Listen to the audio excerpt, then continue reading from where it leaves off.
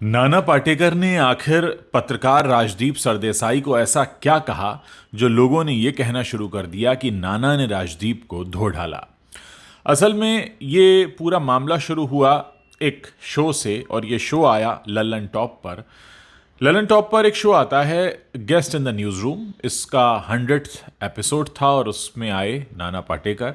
सौरभ द्विवेदी इसमें होस्ट होते हैं, इंटरव्यू करते हैं। बहुत पॉपुलर शो है और ख़ासकर ये एपिसोड बहुत लंबा रहा, करीब 4 घंटे का एपिसोड था जिसमें नाना पाटेकर की ज़िंदगी से जुड़ी सब बातों पर डिस्कशन चल रहा था।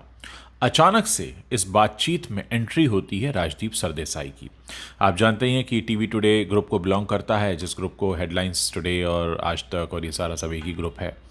तो राजदीप सरदेसाई ललन टॉप के न्यूज़ रूम में आते हैं, नाना पाटेकर पर नज़र पड़ती है और फिर वो उनसे थोड़ा मराठी में संवाद करते हैं।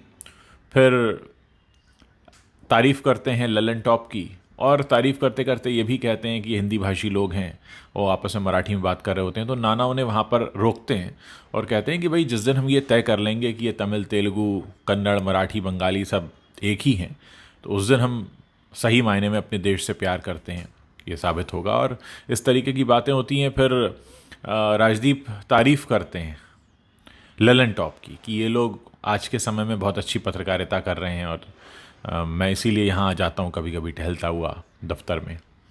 तो इस पर नाना पाटेकर सीधे तौर पर कहते हैं राजदीप सरदेसाई से कि तू क्यों नहीं करता ऐसी पत्रकारिता, तुझे बुरा ही बुरा क्यों दिखता है। अब वो सबके सामने अचानक नाना पाटेकर ने जो कहा तो राजदीप सरदेसाई एकदम ठिठक गए, उनको कोई जवाब नहीं सूझा और वो बेचारे बस इतना ही कह पाए कि हम भी इतने बुरे नहीं हैं।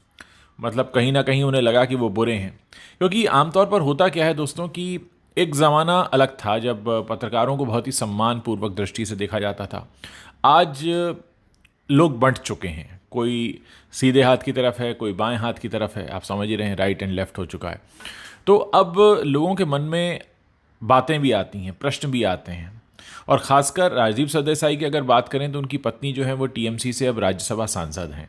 तो ऐसे में राजदीप सरदेसाई को लेकर लोगों के मन में न्यूट्रल भाव तो नहीं होगा, क्योंकि जब आपके घर का एक सदस्य एक पार्टी से सांसद बन जाता है और आप ये दावा कर रहे हैं कि आप पत्रकार हैं, वो भी न्यूट्रल पत्रकार, तो फिर लोगों को उस पर संशय होता है।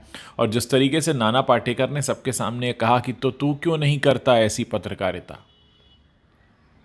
तुझे बुरा ही बुरा क्यों दिखता है, तो ये साफ दिखता है कि वो लोग जो राजदीप सरदेसाई को बहुत लंबे समय से जानते हैं उनके मन में भी ऐसी बातें आती रहती हैं। इस पूरे एपिसोड में हमने ये भी देखा कि राजदीप तो थोड़ी देर के लिए आए थे, मुश्किल से 5-7 मिनट का उनका इंटरेक्शन है जिसमें उनकी पोल खुद ही खुल जाती है। और इसमें राजदीप सरदेसाई जो हैं वो नाना पाटेकर के बड़े करीबी दोस्त हैं। दोनों के बीच ये बात होती है कि महीने में एक बार तो मैसेज आता ही है, कभी नाना राजदीप को करते हैं, कभी राजदीप नाना को करते हैं, और उनके मम्मी पापा के ज़माने से उनका घर का आना जाना है। अब इतना कड़वा जो संवाद हुआ उसे लल्लन टॉप ने दिखा भी दिया। वो चाहते तो इसको एडिट कर सकते थे, हम और आपको पता ही नहीं चलता, क्योंकि लल्लन टॉप के न्यूज़ रूम में इंटरव्यू शूट होने के दौरान क्या हुआ ये कैसे पता चलेगा जब तक कि वो खुद नहीं बताएंगे। अब ये एक ईमानदारी है लल्लन टॉप की कि उन्होंने उस पूरे एपिसोड को दिखा दिया। अब इस वजह से राजदीप सरदेसाई को ट्रोल भी किया जा रहा है। बहुत सारे लोग तमाम तरह की बातें लिख रहे हैं सोशल मीडिया पर। कुछ लोग कह रहे हैं कि राजदीप की क्लास लगाकर नाना ने ठीक किया, कुछ ने कहा कि ये तो मतलब उनकी तारीफ़ में जो 4 चांद लगे हैं तो वो तो कभी नाना पाटेकर का नाम नहीं भूल पाएंगे। तो ऐसे तमाम तरह के कमेंट आपको दिख जाएंगे सोशल मीडिया पर। लेकिन इतना ज़रूर है कि आज के वक्त में जो सोशल मीडिया आया है और सब कुछ खुलकर बात करते हैं लोग, पहले लोगों के मन में सवाल दबे रह जाते थे, कहाँ पूछें, किससे पूछें, कहाँ लिखें, मौके नहीं थे।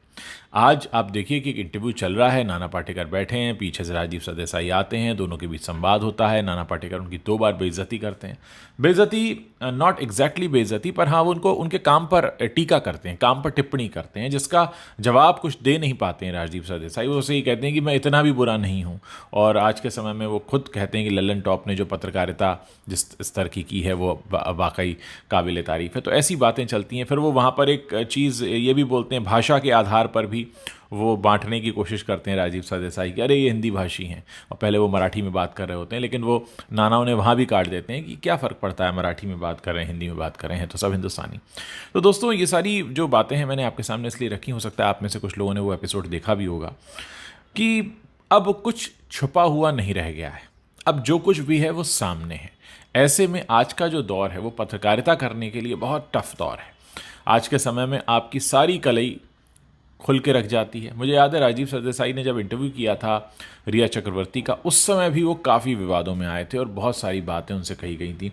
और ये कोई पहला मौका नहीं है जब राजदीप सरदेसाई को किसी ने इस तरह से पब्लिकली इंसल्ट कर दिया हो। मुझे याद है एक वीडियो मुकेश अंबानी के साथ का भी है जिसमें वो बहुत कोशिश कर रहे हैं उनसे बात करने की, और वो उनको दिखा देते हैं that he is not interested. ऐसे कई मौके हुए हैं राजदीप सरदेसाई के साथ। अब ये पत्रकारिता का जो प्रोफेशन है ये बिल्कुल एक अलग तरह के माहौल में पहुंच चुका है, जहां पर अब आम जनता को पत्रकारों की ज़रूरत नहीं अपनी बात कहने के लिए। आम जनता तो सोशल मीडिया पर बोल देती है, आप कुछ कहें उसके नीचे लिख देती है, आपको ट्रोल करने वाले लोग भी आ जाते हैं। अब हो ये गया है कि आपने जो किया है उसका सब हिसाब रखा जाता है और लोग मौका मिलने पर उसका पूरा हिसाब किताब निकालते हैं। बहुत से लोगों के लिए तमाशा होता है, बहुत से लोगों के लिए सीखने जैसी चीज़ होती है, लेकिन अगर आप बहुत ही खुलकर इसको समझें तो एक तरह से ये एक बहुत अच्छा मौका है हमारे देश की जनता के लिए, उन जागरूक नागरिकों के लिए जो अपने विचार रखते हैं, कुछ बोलना चाहते हैं, कहना चाहते हैं, वो चुपचाप सुनना नहीं चाहते और साथ ही बताना चाहते हैं कि उन्हें हर बात समझ में आती है। तो ये जो पूरा एपिसोड हुआ है कि एक पत्रकार नाना पाटेकर का इंटरव्यू लिए, दूसरा पत्रकार जो देश का बड़ा पत्रकार है पीछे से आता है, फिर दोनों के बीच में एक मीठी नोकझोंक होती है और फिर चले जाते हैं। और इस सब के बाद भी लल्लन टॉप ने इस पूरी मीठी नोकझोंक को दिखा दिया। तो ये भी एक तरह की ईमानदारी लगती है, ये अलग तरह की ईमानदारी है कि आपके दफ्तर में कुछ हुआ, आप चाहते तो छुपा जाते। अब होता ये है कि ऐसे जो इंटरेक्शंस होते हैं, कई बार हो सकता है किसी ने मोबाइल फ़ोन से शूट कर लिया होता, कोई बाद में अपलोड करता, तो ये होता अरे ये वाला इंटरेक्शन तो आपने दिखाया ही नहीं, आपके शो के बीच में हुआ था। खैर ये एक अच्छी प्रैक्टिस भी है, और कहीं ना कहीं अब ऐसा लगता है कि जर्नलिज्म में जो चीज़ें होती हैं, सबसे पहली चीज़ तो होती है ट्रांसपेरेंसी, जो है जैसा है बताना, दिखाना, छुपाना नहीं। यहाँ कोई फिक्शन नहीं है, यहाँ असलियत दिखाई जा रही है। तो आप जो भी संवाद कर रहे हैं, आप अगर फंबल भी कर रहे हैं, आप किसी को कुछ बुरा भला भी कह रहे हैं, तो वो सब कुछ सामने होता है। तो इस एपिसोड की ये ब्यूटी रही है। मैं देख रहा हूँ कि इस एपिसोड को काफ़ी देखा गया है। ये संडे के दिन अपलोड हुआ था, अब तक लाखों में व्यूज़ पहुँच चुके हैं और बहुत सारे लोग इस इंटरव्यू को सराहा रहे हैं। और जिस तरह से नाना ने अपनी ज़िंदगी के बारे में खुलकर बात की है, उन्होंने अपने बारे में भी बहुत कुछ बताया है। मैं चाहूँगा कि इस इंटरव्यू को आप देखें ज़रूर अगर आपने नहीं देखा है, क्योंकि इस इंटरव्यू को देखकर आपको बहुत कुछ सीखने को भी मिलने वाला है। मैंने खुद 3-4 टुकड़ों में से इस इंटरव्यू को देखा, काफ़ी समय लगता है इसको देखने में, लेकिन जब आप देख लेते हैं पूरा तब आपको समझ में आता है कि हाँ, एक 75 साल का अनुभवी अभिनेता जो सारी बातें कह रहा है उसमें ज़िंदगी की कितनी सीख छुपी है। तो मौका मिले इसे ज़रूर देखिए, उस मीठी नोकझोंक को भी देखिए। लल्लन टॉप के यूट्यूब चैनल पर आपको वो वीडियो अलग से भी मिल जाएगा जिसमें वो राजदीप को धो रहे हैं बुरी तरह। लेकिन मुझे लगता है कि हमें इस तरह के वीडियोज़ देखने चाहिए, हमें पता होना चाहिए कि लोगों की सोच क्या है, अप्रोच क्या है।